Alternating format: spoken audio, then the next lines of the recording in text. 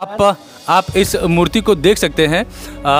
मतलब इसको एक अलग तरीके से खंडित किया गया है। यहाँ पर आप देखते हैं कि पैर तोड़ा गया है, यहाँ पर जो स्तन है इसके ऊपर जो है हमला करके इसको यहाँ पर काटा गया है, गर्दन काटी गई है। सोचिए कि क्रूरता की हद कहाँ तक है कि गर्दन काटी गई है।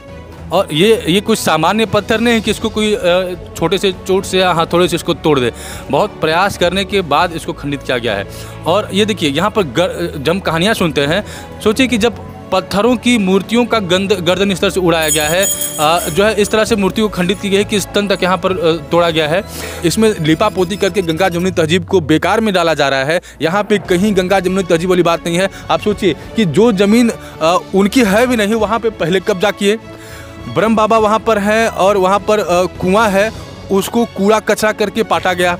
यहाँ पर आप देख सकते हैं कि जहाँ पे धार्मिक स्थल है, हज़ारों साल पुरानी मान्यता है, इसको एकदम करीब 12-15 फीट ऊंची मिट्टी डाल के इसको एकदम तोप और ढक दिया गया है। लेकिन मान्यताओं को कोई ढक नहीं सकता। माननीय विधायक जी आए हुए थे, उस दिन विधायक जी ने यह प्रस्ताव रखा, लेकिन इस सभी ग्रामवासियों ने उनके प्रस्ताव का उसी दिन खंडन कर दिया कि माननीय विधायक जी, आपके इस सुलह समझौते को हम सब नहीं मानते हैं। उसी दिन खंडन कर दिया गया। उस वीडियो को पूरा नहीं दिखाया गया, केवल माननीय विधायक जी के बात को दिखाया गया। ग्रामवासी उसी दिन खंडन कर दिए कि मैं एक बिस्वा ज़मीन नहीं लूँगा। जो हमारी ज़मीन है, हमारे ग्राम सभा की ज़मीन है, वो हमारी ज़मीन मुक्त कराई जाए। जो गंगा जमुनी तहजीब की बात कर रहे हैं सकलेन भाई, गंगा जमुनी की तहजीब तब मानी जाती, उनका बड़ा दिल तब माना जाता कि जो दो अराजी है 731 और 732, जिस पे उन्होंने हज़ारों वर्ष से कब्जा किए हैं, वो लोग कह देते कि भाई साहब ये मेरे संज्ञान में नहीं था। 732 मेरी आबादी लगभग 10 बिस्वा की है और 731 जो ग्राम सभा की आबादी है, मैं स्वेच्छा से आप सभी को छोड़ रहा हूँ। ये ग्राम सभा की आबादी आप सभी हिंदू सनातनियों को छोड़ रहा हूँ, जिस पे आपका हज़ारों वर्ष से पूजा हो रहा है। तब यह बात मानी जाती कि गंगा जमुनी तहजीब है। हेलो और नमस्कार साथियों, मैं हूँ सोनू सिंह, हेलो मित्र के साथ। और एक बार पुनः मैं पहुँचा हूँ धपरी गाँव में। और जैसा कि प्रथम दृष्टया ये चीज़ आप सबको विदित है कि यहाँ पर खुदाई के दौरान शिवलिंग मिला, लेकिन मामला जो है आगे और तूल पकड़ता हुआ दिख रहा है। क्योंकि शुरुआती दौर में ये कहा गया कि जिनके ज़मीन में शिवलिंग निकला है वो अपनी मर्जी से एक बिस्सा ज़मीन जो है वो दान करने के लिए तैयार है, ताकि यहाँ पर मंदिर निर्माण हो जाए। लेकिन जैसे जैसे जांच आगे बढ़ रही है, ये जानकारी निकल कर आ रही है कि यहाँ पर जो ज़मीन वो दान करने की बात कर रहे हैं, ज़मीन दरअसल उनकी है ही नहीं। क्योंकि यहाँ पर जो मौके पे उनकी ज़मीन है तकरीबन 10 से 12 बिस्सा होगी, लेकिन उनका जो कब्जा है कम से कम 25 बिस्से पे है। यानी जितनी उनकी ज़मीन है उसका दुगने से भी ज़्यादा उनका यहाँ पर कब्जा है। और भी बहुत सारे तथ्य हैं जिसके बारे में यहाँ पर दिन प्रतिदिन जो है सच्चाई उजागर हो रही है। तो आइए हम यहाँ पे जो रहने वाले लोग हैं उनसे हम जानने की कोशिश करते हैं कि इस जगह की पूरी सच्चाई क्या है। ऐसे बहुत सारे आश्चर्यजनक तथ्य हैं जो यहाँ पर रहने वाले बता रहे हैं। आप देख सकते हैं कि वहाँ पर एक माला लगा हुआ है, एक डंडी गड़ी हुई है। तो ऐसा माना जाता है कि जो भी पूजा यहाँ पर गाँव में स्टार्ट होती है तो उसकी शुरुआत यहीं से होती है। और फिर आप देख सकते हैं कि यहाँ पर कोई इमाम बाड़ा या ऐसा कुछ इस्लामिक धार्मिक स्ट्रक्चर बना हुआ है। तो ये भी अपने आप में आश्चर्य का विषय है कि क्यों किसी इस्लामिक जगह से किसी हिंदू पूजा की शुरुआत होगी, और ये कब से शुरुआत है इसको तो यहाँ पर कोई बता नहीं सकता। मतलब जब से इन्होंने होश संभाला है तब से ये चीज़ें लगातार हो रही हैं। ऐसा अंदाज़ा है कि तकरीबन हज़ारों साल से ये प्रथा यूँ ही चल रही है। यानी कि जब भी गांव में किसी तरह की पूजे की शुरुआत होती है तो वो यहीं से शुरू होता है। इसका मतलब कि कुछ तो इसका इतिहास रहा होगा। आइए मैं जानने की कोशिश करते हैं कि यहाँ पर एक बताया जा रहा है कि आप यहाँ पर देख सकते हैं कि कुछ कूड़े कचरे का जो ढेर लगा हुआ है। तो जो यहाँ पर ग्रामीण है उनका दावा है कि वहाँ पर एक कुआं है।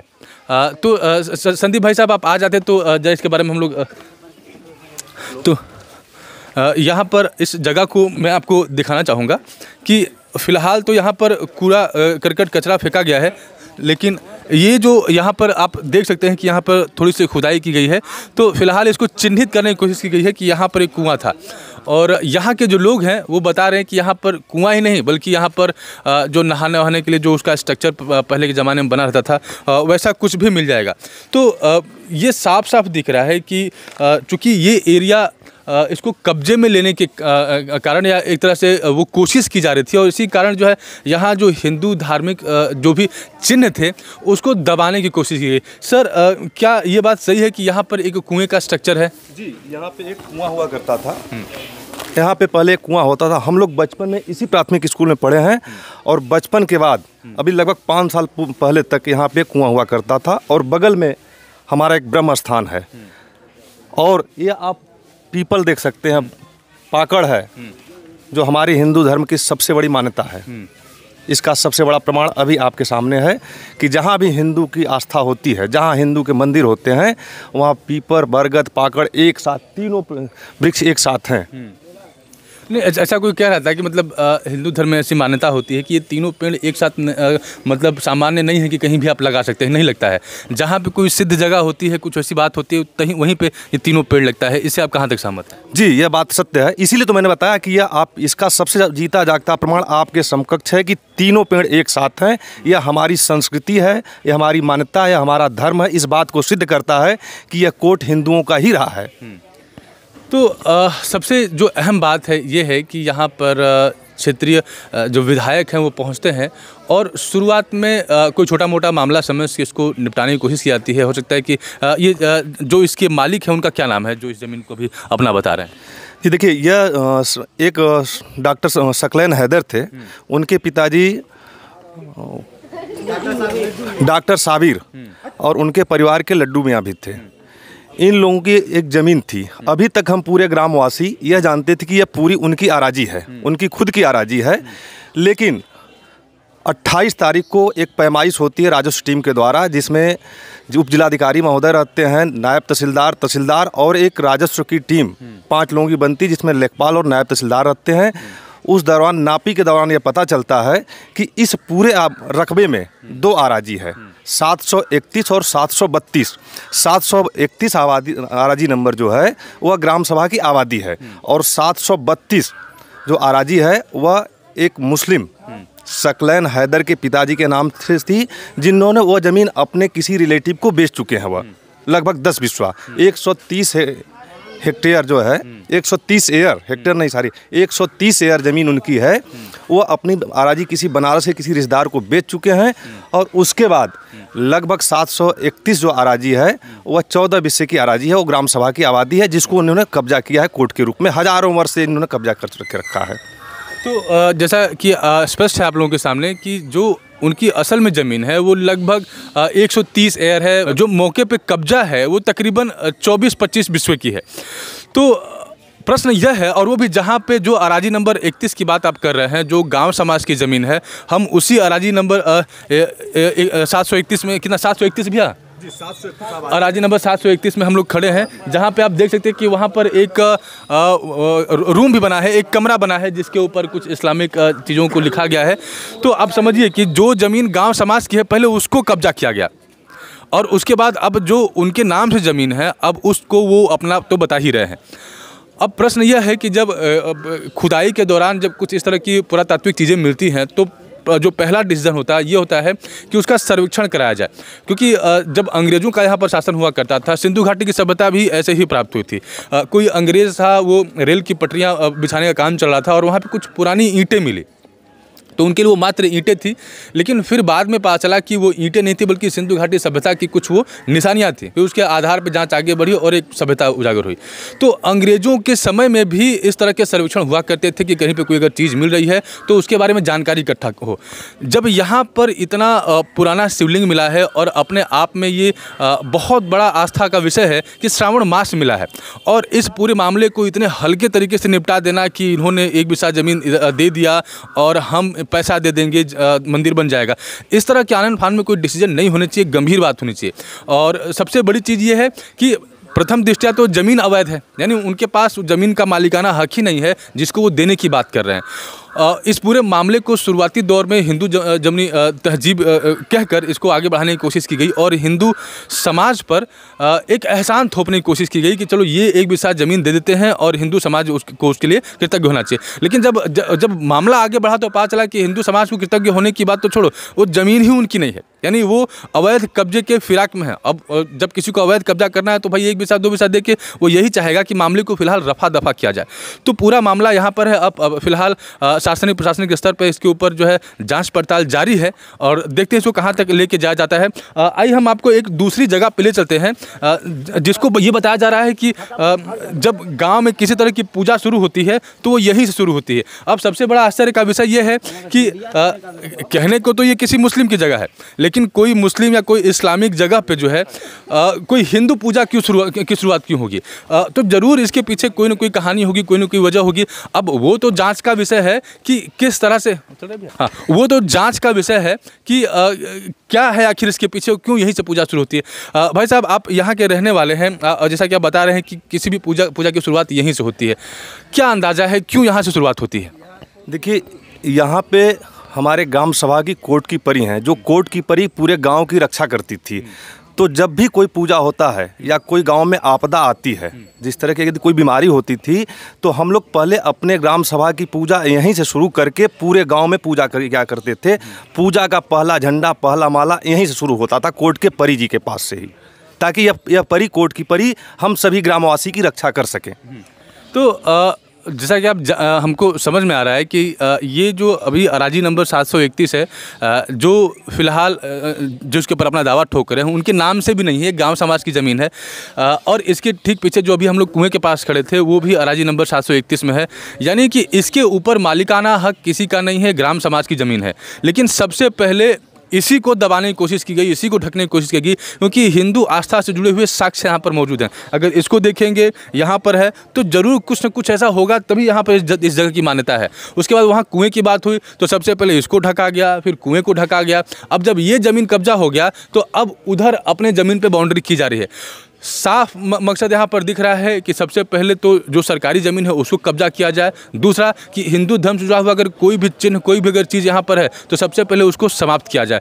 और इसी को देखते हुए शुरुआत में तो जो भी व्यक्ति है जिसका भी यहाँ पर मालिकाना हक है, उन्होंने शॉर्ट सही लगाया, जुगाड़ सही लगाया कि कम से कम एक विषय की हम लोग बात करके इस मामले को यहीं पर दबा देते हैं। और एक तरह से दो पक्ष को दिखाने की कोशिश की कि एक पक्ष दान ले रहा है और दूसरा पक्ष उस दान को स्वीकार कर रहा है। लेकिन ग्राम वासियों को ये बात बिल्कुल भी स्वीकार नहीं थी।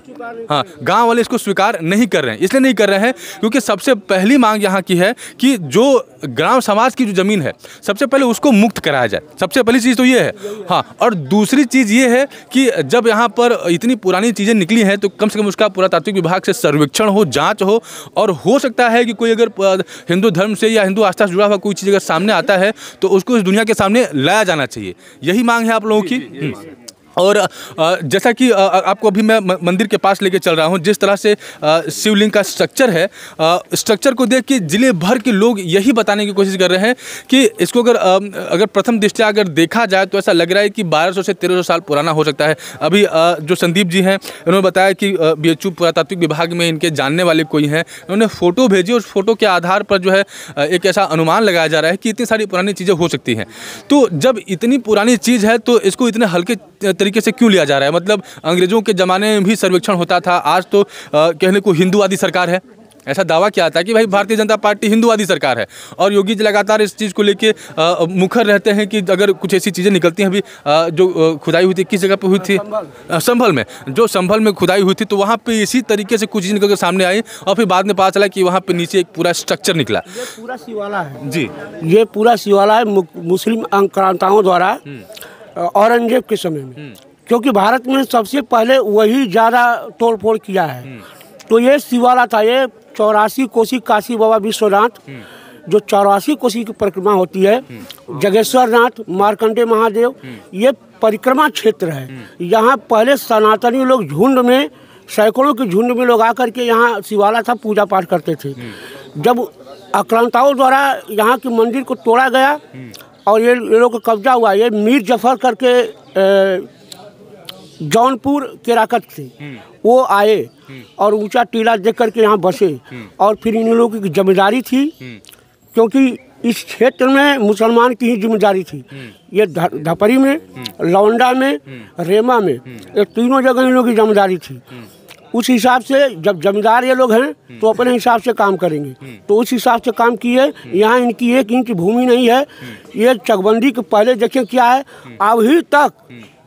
अभी तक आपके माध्यम से मैं बोल रहा हूँ कि जिनकी ज़मीन है, जिनकी बाउंड्री हो रही है जिनके पैसे से, वो अभी तक यहाँ नहीं मौजूद है। आकर के सामने बताएं, कागज़ दिखाएं कि हमारे पास कितनी भूमि है, मैं क्या कर रहा हूँ। ये पिलर के माध्यम से हम मदरसे का संचालन करवा रहे हैं। भविष्य में यहाँ की गतिविधियों को खतरे के माध्यम से देखिए आप। यहाँ हमारी मांग है पूरे गांव की, इस ज़मीन की सर्वेक्षण कराएं, खुदाई करवाएं। मैं गारंटी के साथ दावा कर रहा हूँ कि यहाँ एक नहीं 50 शिवलिंग मिलेंगे और अनेक प्रकार की धार्मिक मूर्तियाँ मिलेंगी। सनातन धर्म की हमारी योगी जी से मांग है कि वो सनातन की बात करते हैं तो सच्चाई क्या है। अगर यहाँ सनातन का निशानी नहीं मिलता है तो ये अपना बाउंड्री कराएं। बाकी अगर इनका नंबर है तो ये अपने नंबर पे काबिज रहें। बाकी जो ग्राम समाज की ज़मीन है 150 करीब 12.5 बिस्वा, उसको ये मुक्त करें। हम लोगों की यही मांग है। नहीं, जैसे अगर ये प्रस्ताव दिया जाता है कि अब ये ज़मीन तो 700 अराजी नंबर 731 है जो गांव समाज की है, लेकिन इसमें तो पहले ही काबिज हैं। और अब ऐसा अगर प्रस्ताव अगर दे कि नहीं वो ज़मीन आप ले लो, ये मुझे दे दो, तो क्या ये उचित है? नहीं। हाँ। देखिए, यह ज़मीन स्थानांतरण नहीं की जा सकती।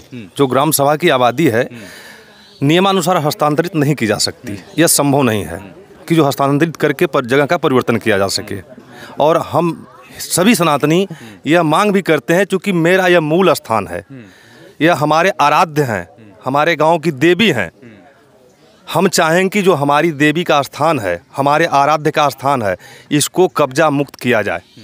हम आपके माध्यम से मांग करते हैं। ऐसा मतलब कैसे हो गया कि विधायक जी आते हैं और उसके बाद ये जो सकलैन भाई हैं, पता नहीं क्या नाम है, ये बोलते हैं कि हम एक भी साथ ज़मीन देने के लिए तैयार हैं। यहाँ तक मामला कैसे पहुँच गया? मतलब अगर आपको तो गांव के लोगों को तो किस्सा पता होता है कि यहाँ पे मंदिर है, चाहे यहाँ पे जो भी चीज़ें हैं, तो जब वो मांग कर रहे थे तो फिर यहाँ पे कैसे मामला सेटल हो गया कि वो दे रहे हैं और आप लोग सहमत हो गए? उस वीडियो में ये बात दिख रही है कि दोनों पार्टी सहमत है।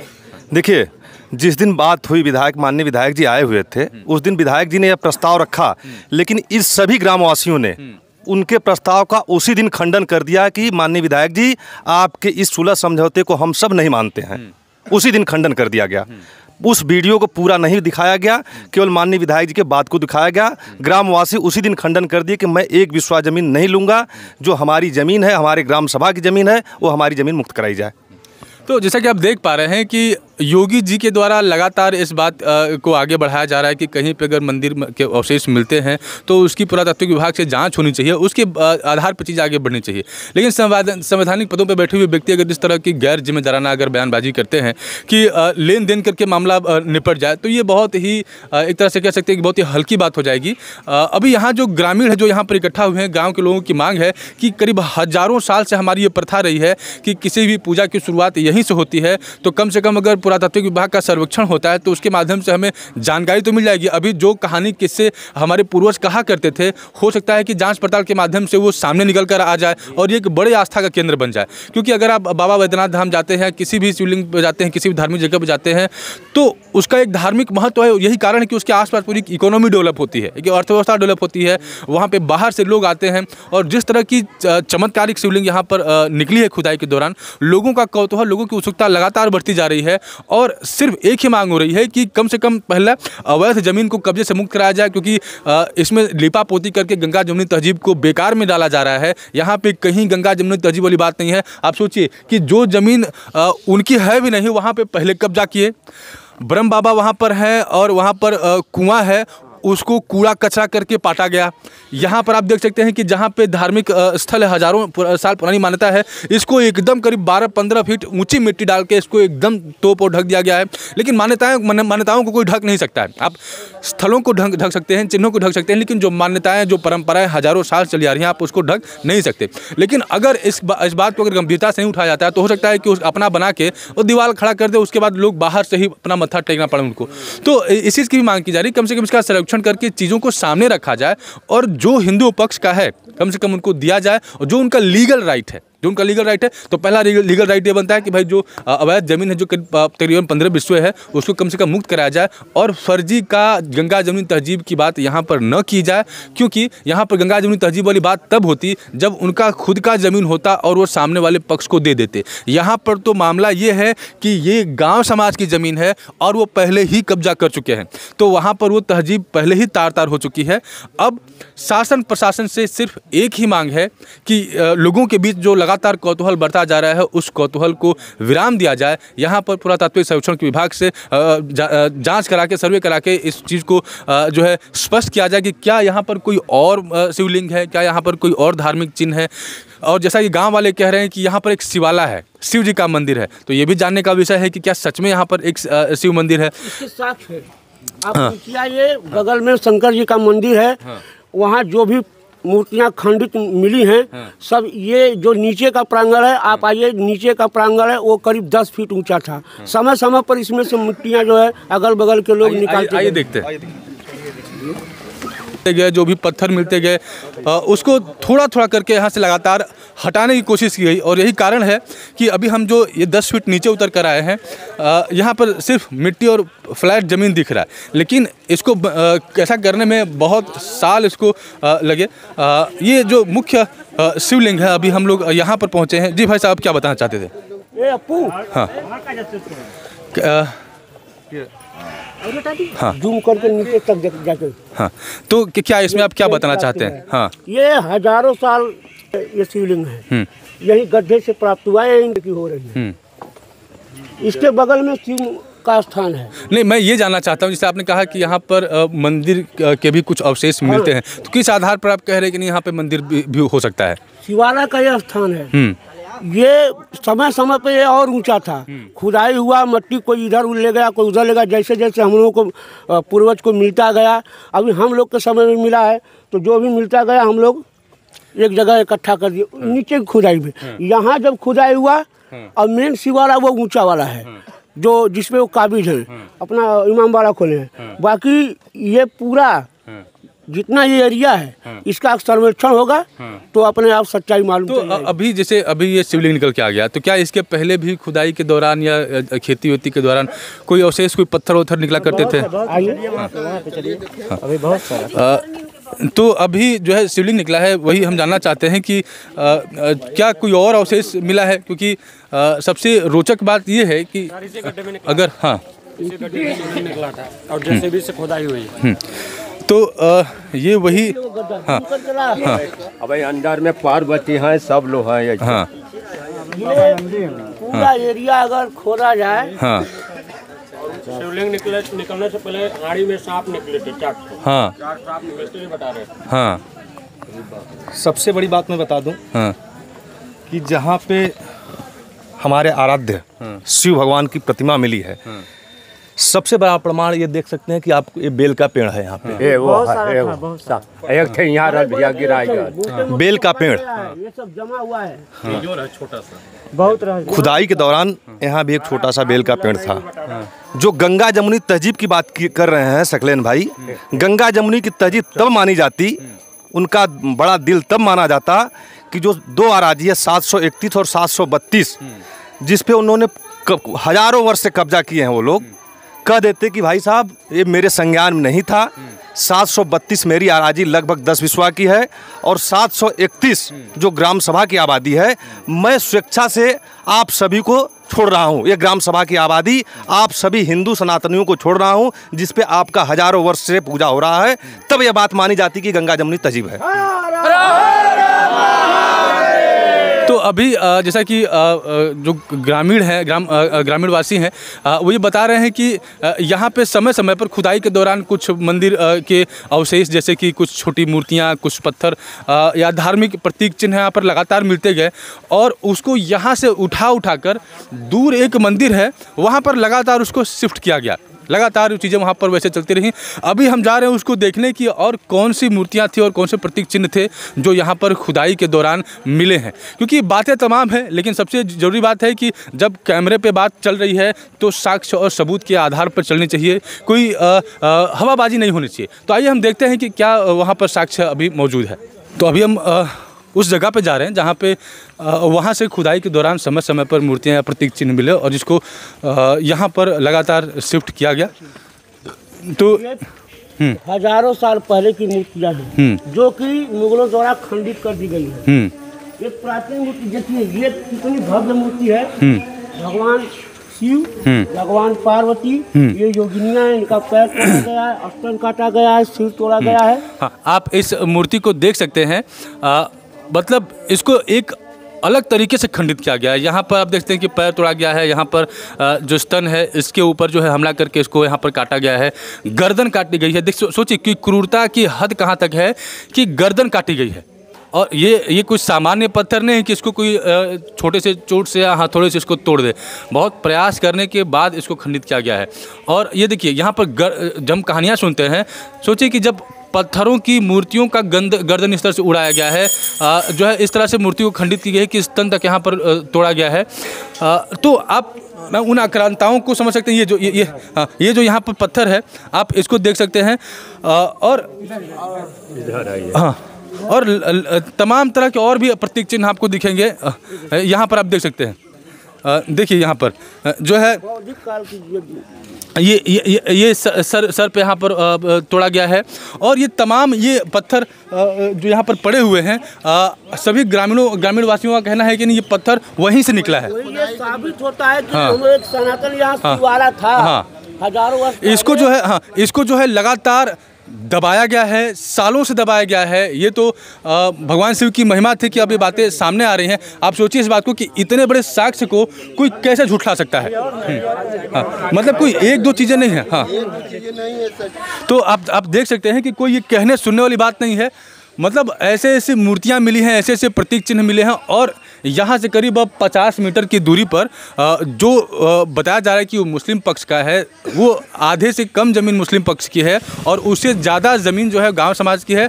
लेकिन उसके नीचे एक बड़े मंदिर होने का दावा किया जा रहा है। ये तो उस ज़मीन को कब्जा करने के जद में जो खुदाई होती रही, लगातार प्रतीक चिन्ह मिलते रहे, उसके आधार पर चीज़ें वहाँ से हटा कर यहाँ पर शिफ्ट की गई ताकि कम से कम लोग इसकी आवाज़ न उठा पाएँ। लेकिन आज एक चमत्कारी घटना घटी है। श्रावण मास में महादेव का जो है शिवलिंग प्रकट हुआ है और वो भी खंडित नहीं है। इसका मतलब कि उसको खंडित करने का प्रयास किया गया होगा, लेकिन हो सकता है कि पत्थर की मजबूती ऐसी रही हो कि वो न टूट पाया हो। क्योंकि जिस तरह से वो शिव पार्वती की जो मूर्ति है वो गर्दन काटी गई है, तो उसको देख के तो ऐसा लग रहा है कि प्रयास तो जरूर हुआ होगा, लेकिन शायद वो खंडित ना हो पाया हो, तो उसको वहीं पर दबाने की कोशिश की गई है। तो धीरे धीरे ये बड़े आस्था का केंद्र बनता जा रहा है। और साथ में ही जो ग्रामवासी हैं वो बार बार इस बात को दोहरा रहे हैं कि इस मामले को दबाने की कोशिश लगातार की गई है, लेकिन अब ये इस मामले को दबने नहीं देंगे। इस मामले को प्रशासनिक स्तर पर इसकी जाँच होनी चाहिए और अगर हिंदू धार्मिक स्थल है तो जरूर ये सच्चाई बाहर निकल के आनी चाहिए। ये रहा अब तक का पूरा अपडेट। अगर आगे किसी भी तरह का कोई परिवर्तन होता है, कोई अपडेट आता है तो हेलो मित्र के माध्यम से मैं आप लोगों के साथ फिर से जुड़ूंगा। हमारे साथ जुड़ने के लिए आप सभी का बहुत बहुत धन्यवाद।